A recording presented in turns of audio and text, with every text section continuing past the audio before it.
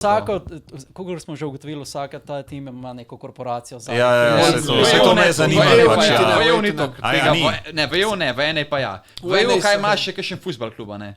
Tako, futbol klub, recimo Schalke je bil znan potem. Dobro, sem Schalke je že skozi bankrat z futbol klub in so rekli, gremo v e-sport, pač kaj model. Pač Barcelona ima zdaj recimo v španski ligi ekipo. Kaj pa G2 je bil od Ocelota? Zdaj ni več. Zdaj pa je ni več, sam Osel je šitak čisti majmon zdaj rato. Sej bil že vedno. Ja, on je bil že skozi retarded, sem zdaj pa next level. Zdaj ga je zato ful ven seka bila, ne? Se je odločil to publicly announcati nabal. Ocelot je imel pač tisti brand že od playerja naprej, ja, ko je bil pač taka emocionalna osebnost. Ja, ampak si zdaj bil pač Pa so ga pa malo nazaj držali, pa je pa eksplodiral, ker pač, veš, temu se tako reče, divorce court, veš, on je pač zgubil. On je bil poročen, otroke imel, ona ga je pustila in pa se mu je odpeljal. Ona njega pustila? Ja, to ne vem. Seveda. Ona je šla in pa je on prišel tu na zelo glasnega Andrew Tate in to je to. In pa je začel video snemati, kako je z njim in to defendati in pač za en teden ga ni bilo več v organizaciji. Čak se ta Ocelot je bil tudi zelo glasen, ja, vedno, ja. On je bil takrat biggest personality VO by far, po mojem. On je bil prvi player v zgodovini, ki je dobil solo ta sponsorship.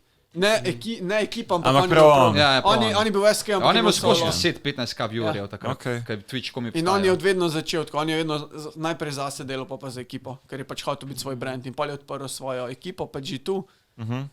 Sebe forsiral na midu in ni šlo in pa ko je sebe zamenil se končno. Se pa kar nekaj začel zagati. Prks ga je zamenil, ker je bil Prksa najde. Ja, on je Prksa najde in ga donoti pa so dejansko prišli v LEC. Ja, v Challenger, v LEC in pa so zmagali.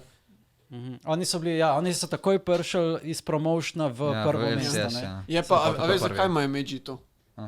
Gamers 2, ni bilo. Ja, Gamers 2, to je Kingwin te za kode kupovati. Oni so bili njihov sponzor, pa so se pa skregali, so se pa samo preimenovali v G2. Se G2 se sliši dosti bolj šita. Ampak tudi branding, ta Samurai, dober zgled. Marketing imajo bolan. Se za tega so oni največji, by far najbolj uspešen org v EU, pa tudi največji. Fnatic nima za burek, Fnatic so psi model, oni imajo za burek pri G2.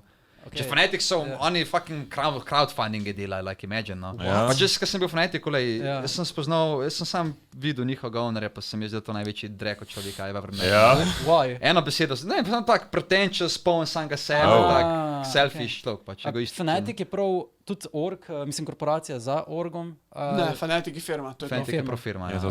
In to je to, ni nobenega backerja za tem. Sam vem, da njihovega lasnika tako full let slab vibe mi dajo, ne realno. Vija dokumentarec na njega, ne vem, o čem govoriš. Ta Sam Efeza, ne.